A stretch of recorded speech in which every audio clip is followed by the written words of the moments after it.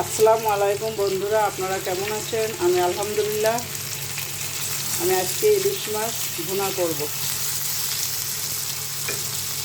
দেখেন, হলুদ দিলাম,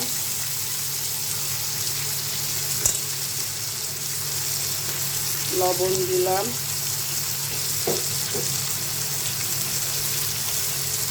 মরিচ গুঁড়া দিলাম, একটু মরিচের গুঁড়ো বেশি দিলাম, 1 চামচই হলো। এখন আমি মাছটা সুন্দর করে বেশি করে পেঁয়াজ দিয়ে ভুনা করতেছি।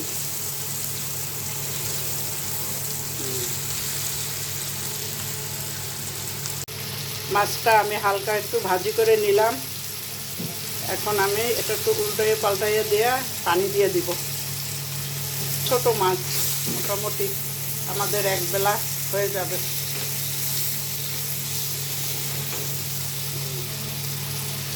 এখন আমি পানি দিয়ে দিব।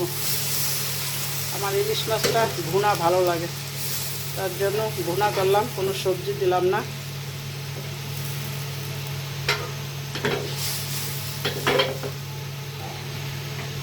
রান্নাটা হোক, দেখেন। মাছগুলো আমি একটু উল্টাইয়ে পাল্টাইয়ে দিই, প্রায় হয়ে গেছে।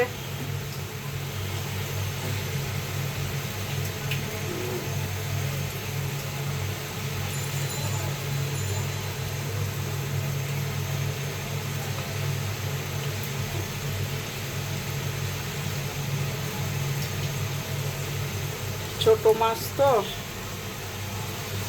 তারপরে মাছগুলো খেতে খুব স্বাদ।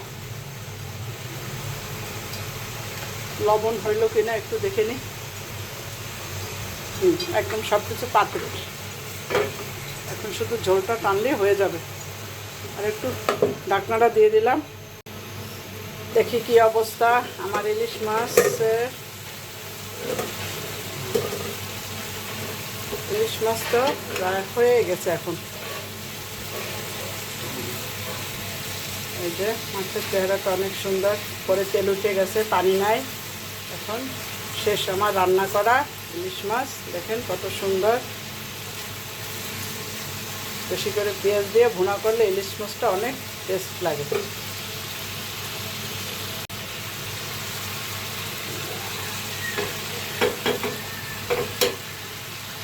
চুলাটা অফ করে দিলাম, রান্না শেষ। মাশাআল্লাহ, অনেক সুন্দর দেখতে। চেহারাটা সেরকম, খেতেও সেরকম লাগবে। আপনারা এভাবে খাবেন, যদি মন চায় এভাবে রান্না করে খাবেন। বেশি করে পেঁয়াজ দেবেন, অনেক সুন্দর লাগবে। আমার ইলিশ মাছ আমাদের বাসায় সবাই খুব পছন্দ করে রান্না। আমার ইলিশ মাছ রান্নাটা সবাই পছন্দ করে। দেখেন বন্ধুরা, দেখেন আমি ইলিশ মাছটা সুন্দর করে একটা প্লেটে বেড়ে নিয়েছি। আমি মাছটাকে আবার আস্ত করে দিলাম। দেখেন কেমন লাগতেছে, মনে হয় একদম সেই আস্ত মাছ, কিন্তু মাঝখানে একটু ফাঁকা ফাঁকা বোঝা যাচ্ছে, মাছটা কাটা। দেখেন ইলিশ মাছটা কেমন করে আস্ত করে দিলাম। দেখেন রান্না শেষ, বাড়াও শেষ। এখন আমি খাবো। দেখেন আমরা সবাই এখন খাবো।